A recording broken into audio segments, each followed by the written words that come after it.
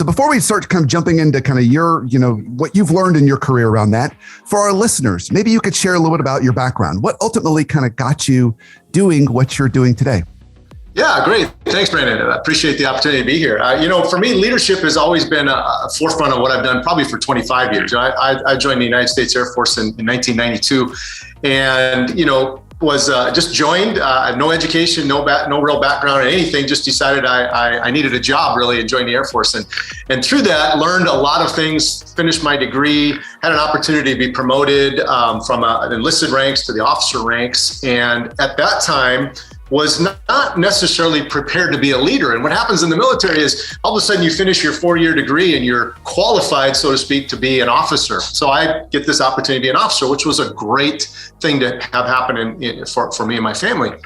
But I walked into that job not really being prepared as a leader. It's like I'm a really good lab tech. I was in the clinical lab at that time, and now I'm a lab director. And what's my training to be a lab director? Literally, it was like a weekend. I got promoted on Friday, and Monday I'm showing up at my new job.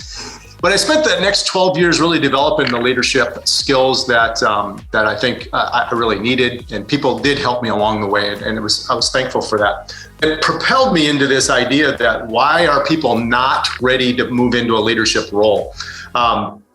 Brandon, you're really good at your job one day and your boss comes to you and says, hey, how would you like to manage this department? And you say, hey, great, I'm thinking I'm going to get a raise, I'm going to get a better pay. And that does happen, but you walk in and you go, what do I do now? And I'm not prepared for that. So I've really spent the last now 20 years focused on developing people in that. So when I retired from the Air Force, I went to work for a company in Pensacola, Florida, which is down the road from where I live here in Destin, Florida.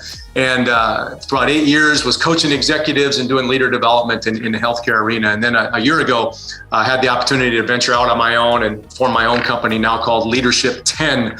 I have a couple partners in that, and we do leader development around the country as well. So it's really been a fun journey.